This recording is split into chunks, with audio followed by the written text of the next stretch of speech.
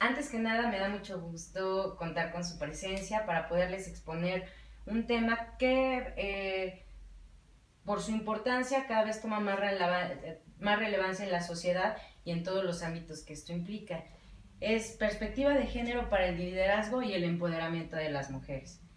Y como introducción al tema me gustaría dar un breve pero necesario repaso a la historia de cómo las mujeres tuvieron que luchar para poder ser visibles.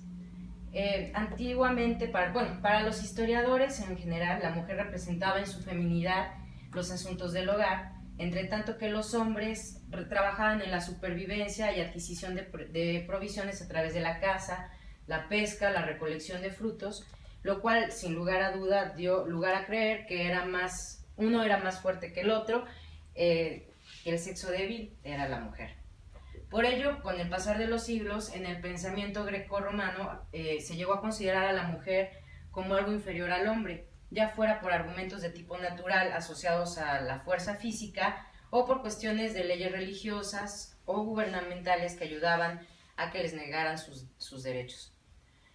Sin embargo, con el pasar, las mujeres fueron avanzando en el tiempo, sus ideas de lucha y reivindicación social también, a tal punto que durante el siglo XX surgieron los primeros movimientos feministas que reclamaban que la mujer pudiera votar en el ámbito político, educarse y guiarse autónomamente en su vida.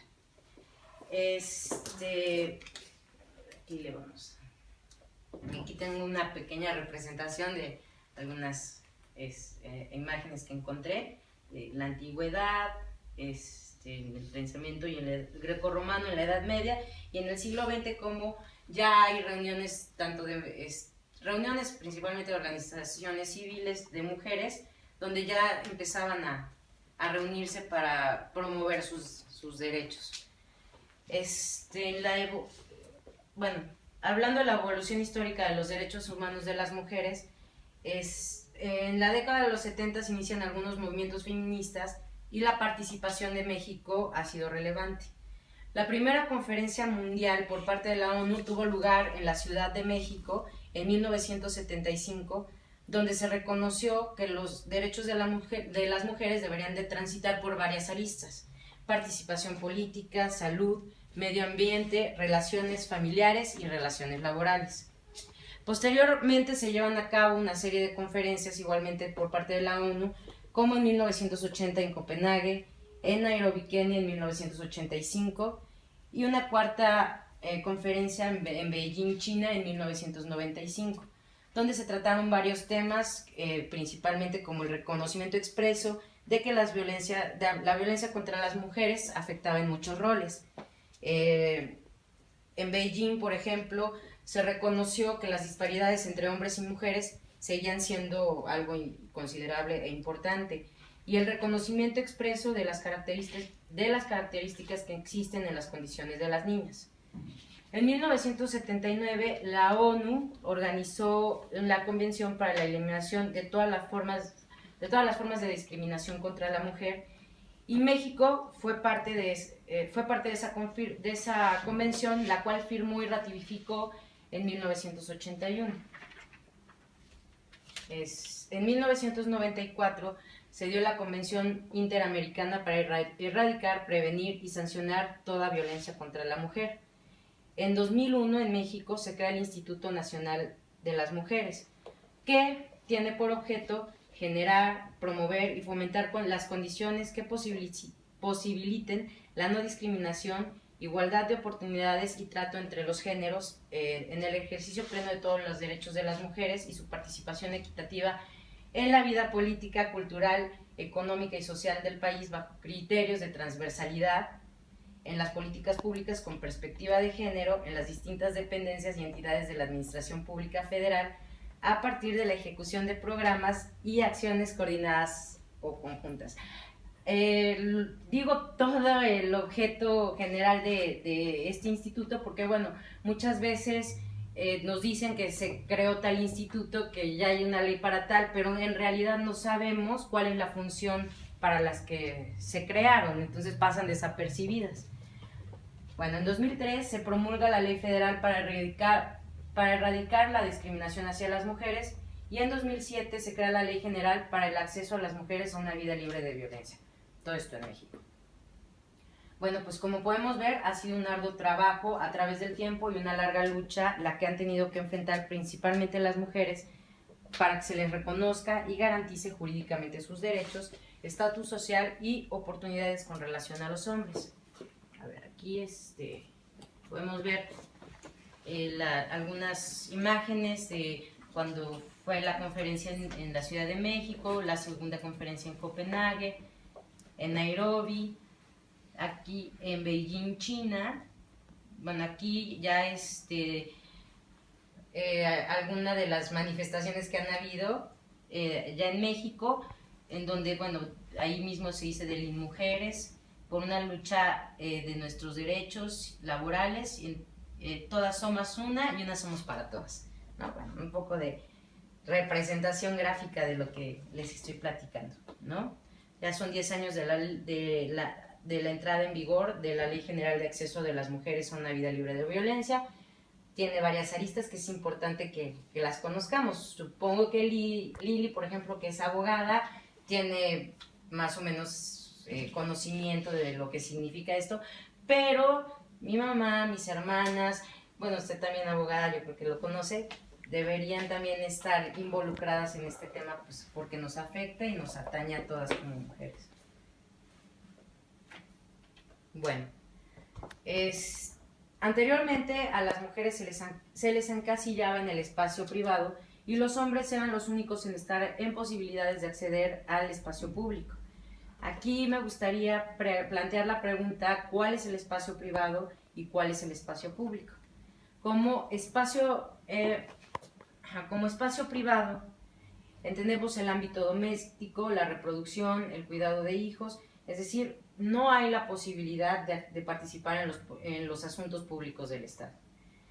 Y el espacio público, que es al que anteriormente únicamente los hombres tenían posibilidad de acceder, es porque tienen la posibilidad de acceder a los puestos dentro de la administración pública, cargos de elección popular, lo cual quiere decir que están en la toma de decisiones desde un puesto de autoridad.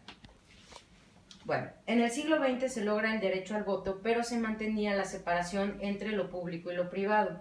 El derecho al voto significó el acceso formal de las mujeres al ámbito público, al mundo público, en México en 1953, bajo el mandato de Adolfo Ruiz Cortines, que incluso en su campaña fue una de las promesas que hizo de campaña, y también fue una demanda de las mujeres posteriormente a su llegada, de que les cumpliera con que ya pudieran ellas votar, ¿no?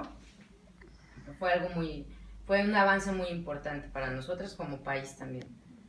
En los años 70, las mujeres se cuestionan su exclusión de la esfera pública, y la igualdad entre mujeres y hombres se convierte en una demanda política. Las mujeres organizadas plantean que lo personal es lo político. Aquí empiezan a ser reconocidas como un grupo social y un gran movimiento que tiene demandas políticas y sociales. Las mujeres cuestionan su exclusión del mundo público. Los grupos feministas en esa época pedían el acceso de las mujeres a los cargos de elección en la administración pública, es decir, el acceso a los espacios de decisión, ¿no? Bueno, aquí me gustaría detenerme un poco para explicar el rol que han jugado y juegan los estereotipos y cómo podemos evitarlos en la cotidianeidad. Bueno, como roles entendemos la manera en que se estructuran las pautas de género, son las prescripciones, normas y expectativas de comportamiento de lo femenino y de lo masculino. Desde pequeños se nos induce a ajustarnos a situaciones socialmente estructuradas que dictan desde la forma de vestir hasta la aplicación social del comportamiento sexual y afectivo. A los estereotipos que van de la mano los definimos como las expectativas del comportamiento generadas en los roles. Las personas con esta información generan estereotipos de género, que se refiere a las creencias y atribuciones de cómo debe ser y comportarse cada género. El estereotipo de género logra convertirse entonces en un hecho social tan fuerte que llega a creerse que es algo natural. Ya como estereotipo de género es la expectativa social que se tiene asociada al sexo por el hecho de ser hombre o por el hecho de ser mujer. Están relacionadas las características social y culturalmente asociadas tanto a hombres como a mujeres, a partir de diferencias físicas basadas principalmente en su sexo. Si bien, bueno, siempre lo vemos, ¿no? El hecho desde que nacemos, el hecho de ser mujer o por el hecho de ser hombre, ya desde ese momento ya te estigmatizan, ya tienes un estereotipo de cómo debes de ser, de cómo debes comportarte. Ya para las niñas tienen preparado todo lo rosa, para los niños todo lo azul, como el papá cómo va a formar al niño, que sea fuerte, que sea deportista, y las mujeres pues que le vaya a gustar coser, estar en la casa, cuántos hijos va a tener. Y no, desde niños, desde antes de nacer prácticamente ya nos tienen prácticamente cuáles van a ser los roles que tenemos que jugar considerando nuestro sexo, ¿no? Y bueno, pues creo que aquí sí es importante señalar que la verdadera libertad implica vivir libre de roles y de estereotipos, tener valores cívicos y democráticos que nos permitan entender y respetar sobre todo la diferencia de igualdad y finalmente alcanzar el ejercicio pleno de todo lo que involucra nuestro desarrollo humano, ya seas hombre o mujer, todos tenemos, o sea, podemos entrar en distintos roles, no enfocarnos. Bueno, anteriormente mencionábamos que las mujeres dentro de organizaciones civiles en los años 70 solicitaban y exigían su inclusión en la esfera pública y planteaban en ese gran movimiento que lo personal es lo político. Bueno, ¿a qué se referían con esto? Con que lo personal es lo político.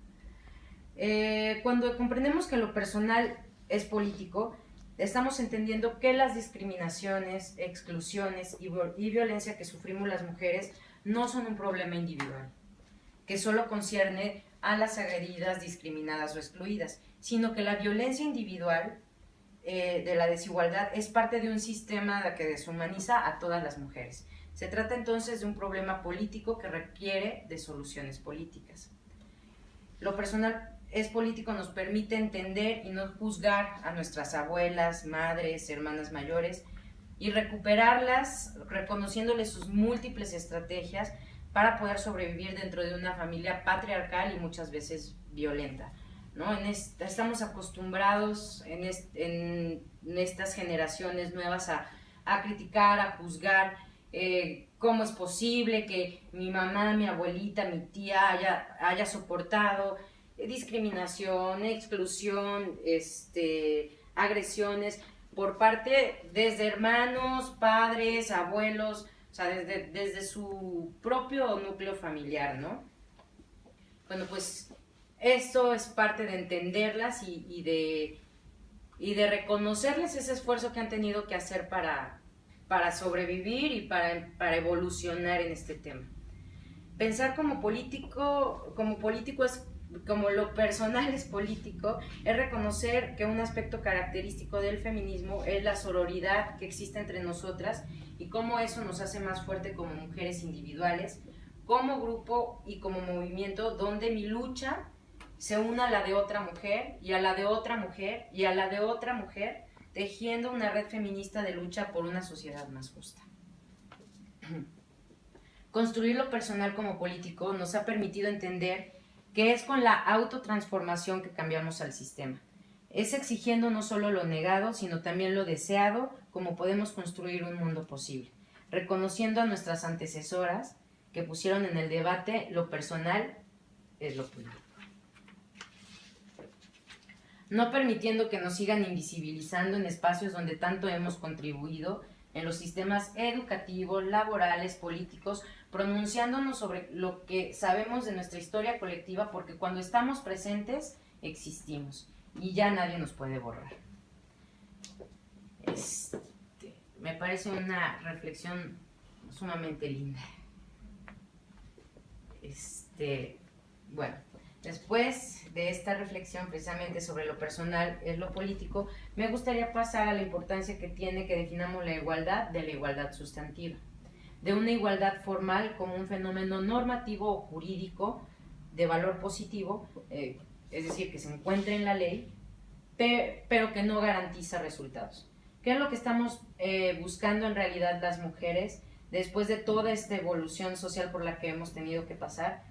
Para este punto tendríamos que definir igualdad de igualdad sustantiva. Por sí misma, la igualdad jurídica no genera igualdad social. Aun cuando las leyes dictan normas de igualdad entre hombres y mujeres, las sociedades estratificadas en estereotipos de género, de lo que ya hablábamos anteriormente, provocan la desigualdad. La igualdad de género y el empoderamiento de las mujeres implica que mujeres y hombres, niñas y niños tengan las mismas condiciones, oportunidades y resultados para ejercer plenamente sus derechos sin importar su sexo e identidad de género. Como igualdad entendemos el derecho que tenemos todas las mujeres mexicanas o que habitan o transiten en el país a no ser discriminadas por razones de género, que está contemplado en el artículo 1 de la Constitución al referirse que queda prohibida toda discriminación por razones de género, lo cual debe entenderse como una razón para no discriminar por razones de sexo en virtud de que son los roles de género, los patrones culturales y roles sociales arraigados en los hombres y las mujeres, los que realmente generan la discriminación hacia las mujeres. Bueno, ahora pasemos a lo que es la igualdad sustantiva o lo que es lo mismo de resultados. El Estado no solo está obligado a sentar las bases legales para que exista igualdad formal entre mujeres y hombres. Es necesario asegurar que haya igualdad de resultados o de facto. A esto se refiere con igualdad sustantiva. En este sentido, si bien es cierto que la promulgación de leyes y elaboración e instrumentación de políticas públicas en favor de las mujeres es un gran avance, para poder alcanzar la igualdad sustantiva, es necesario que las leyes y políticas garanticen que las mujeres tengan las mismas oportunidades que los hombres en las distintas esferas sociales y personales y exista, sobre todo, un contexto propicio para lograrlo en los hechos. Es decir, implica la obligación del Estado para promover todos los obstáculos que la igualdad se alcance en los hechos.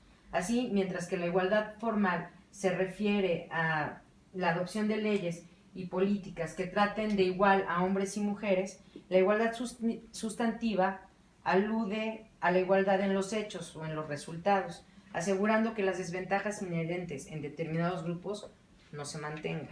Es decir, pues que si ya está el código, para la ley que promulga los derechos para las mujeres, la no violencia contra las mujeres, bueno, pero ahora cómo, en los hechos, cómo se refleja, ¿no? Bueno, pues lo sustantivo significa igualdad en la ley más igualdad en los hechos, una igualdad que te permita alcanzar tus objetivos en tus propios términos. La lucha por la equidad de género es paradójicamente la búsqueda de una tregua que permita mejores espacios de desarrollo, ambientes más saludables en lo físico y mental para las generaciones venideras. Bueno, ya como último punto me gustaría explicar la importancia de la perspectiva de género en todos los ámbitos. Hablar de perspectiva de género implica el sistema sexo-género, es decir, sexo-género. El sexo, lo biológicamente dado, el género, lo culturalmente construido. La perspectiva de género está basada en la diferencia sexual y en los mecanismos de poder ancestralmente establecidos por los hombres. La perspectiva de género parte de la idea de que los comportamientos estereotipados y los roles culturalmente asignados tanto a hombres como a mujeres limitan el desarrollo y las potencialidades de ambos. Permite visibilizar las diferencias en derechos y oportunidades, la distribución desigual de los recursos materiales, el prestigio y el poder, así como los efectos diferenciados que tienen las leyes.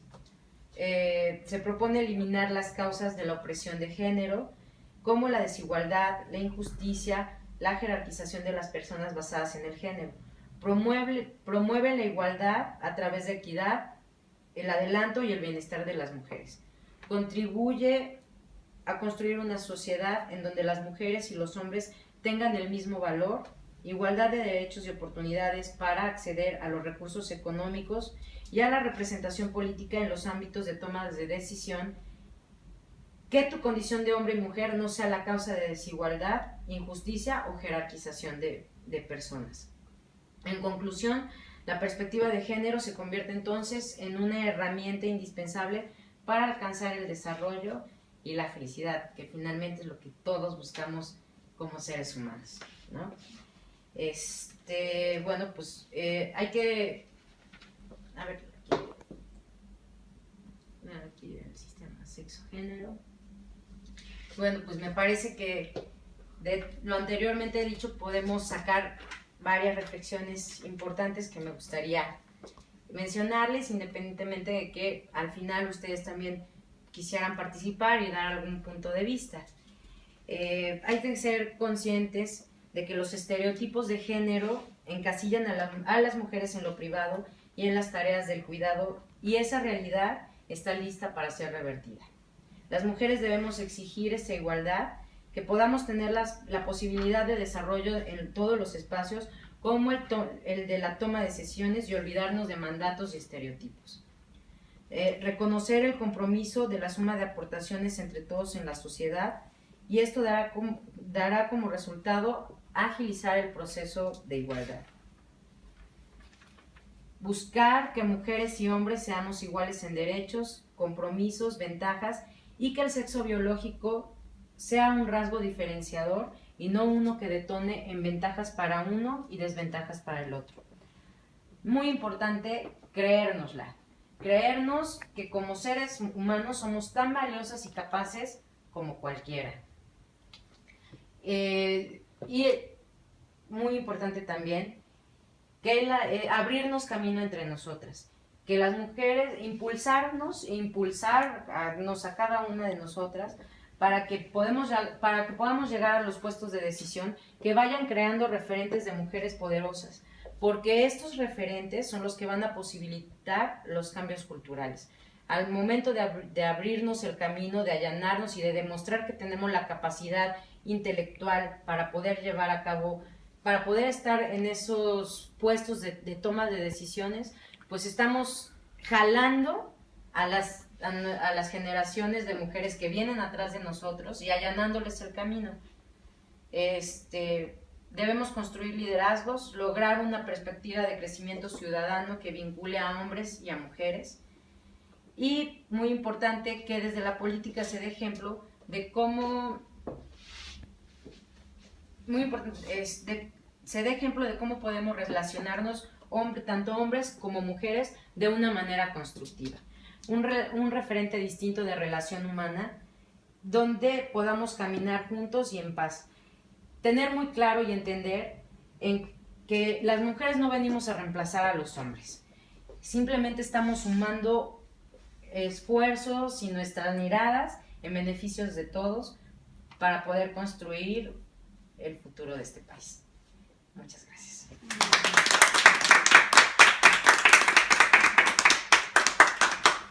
¿Es Beatriz Paredes? Sí. No sé si gusten dar algún punto de vista, no sé, algo que les interese también compartir y que se quede en esta bonita charla. ¿Sí se puede? Sí, por supuesto, me encantaría. La voy a regar y entonces todo lo que preparó Clau así. No, por favor, al contrario. Estoy muy de acuerdo con el tema y qué bueno que se esté dando difusión, ¿no? Hablar, para mi punto de vista, hablar de cultura, tradición y un sistema es como hablar con Sansón a las patadas, ¿no? Porque pues está arraigado una cultura, una tradición, y el que yo he visto como el monstruo más fuerte ha sido el matriarcado que existe en México. Es una situación en donde la mamá, la Gina le llaman, y quiere a los pollitos aquí, resolviéndoles la vida, resolviéndoles que si ya están casados pero los tienen en casa, y que si, o sea, no me estoy retratando. No voy a mentir, ¿eh? No, al contrario, no es malo, no es malo, porque el enfoque que le quiero dar es el siguiente, Sí, ¿no? claro, o sea, no. no es la crítica, ¿no? Ahí Por hablábamos supuesto. de no juzgar. Exacto, porque muy importante. Ellas son las que han puesto nuestros antepasados, son los que han puesto bases, ¿no? No es con ese afán, ¿no? Sino con el afán de mejorar. Nosotras las mujeres somos las mamás, las generadoras de hombres violentos o de mujeres que no se saben defender o no saben reconocer sus derechos. Sí. Lo digo con tristeza porque pues yo soy mamá de varones y entonces así como que me siento muy comprometida con el país como mujer, como personaje en la vida de un país, ¿no?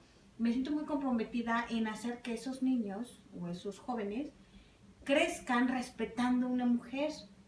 Pero ¿qué pasa cuando pues todo le resolvemos al hijo varón, Porque ahorita estoy hablando nada más de varones. ¿Y qué pasa cuando yo, mamá, le resuelvo al hijo varón?